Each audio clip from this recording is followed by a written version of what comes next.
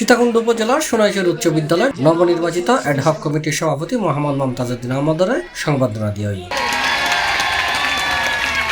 মেয়ের 5 তারিখ সোমবার সকাল 10:30টায় সোনাইছড়ি উচ্চ বিদ্যালয়ের পক্ষ থেকে স্কুল মাঠে সংবর্ধনার আয়োজন করা হয়। এই সময় নবনির্বাচিত সভাপতির ফুল এবং ক্রেস্ট বরণ করিলে স্কুলের শিক্ষক শিক্ষিকা। স্কুলের প্রধান শিক্ষক মোহাম্মদ মোশাররফ হোসেন সভাপতিত্ব এবং দিদাউল আলমের পরিচালনায় সংবর্ধনা অনুষ্ঠানে প্রধান অতিথি হিসেবে উপস্থিত আছেন সোনাইছড়ি ইউনিয়ন পরিষদের সাবেক চেয়ারম্যান আলহাজ নুরুদ্দিন মোহাম্মদ জাহাঙ্গীর চৌধুরী।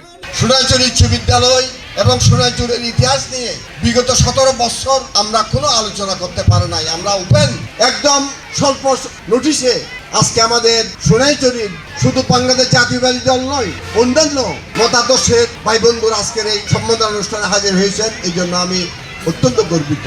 এটা বক্তব্য রেখে সংবর্ধিত অতিথি মমতাজউদ্দিন আহমদ, বিশেষ অতিথি হিসেবে উপস্থিত আছেন স্কুলের সাবেক সভাপতি হাজী মাহমুদ ইদ্রিস, শীতলপুর উচ্চ বিদ্যালয়ের সভাপতি হাসান আল মামুন, প্রধান শিক্ষক Abul Kalam Azad, union BNP senior সহসভাপতি গিয়াসুল মাহমুদ চৌধুরী, শ্রমিক দল নেতা কামাল উদ্দিন রবিউল হক, উপজেলা ক্রীড়া সংস্থার সদস্য ইফতেখার আহমদ জুয়েল, শিক্ষক মোহাম্মদ আলমগীর, যুবদল নেতা শাহেদ, মমিনুদ্দিন মিন্টু, সোহেল আরমান, মাহবুবুল আলম, আজিজুর রহমান আজিজ, নুরুল আলম লিটন, পাকা মসজিদের এনামুল হক, নওশাদা কামাল উদ্দিন দুলাল সহ বাবুল শাহ সহ যারা উপস্থিত ছিল।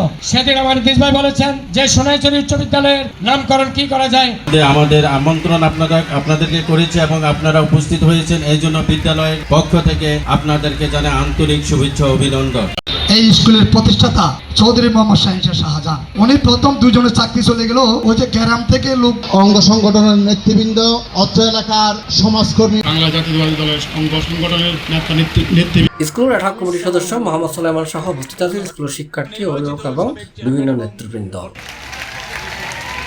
বিদ্যালয়ের প্রধান শিক্ষক। C plus TV, Chittagong.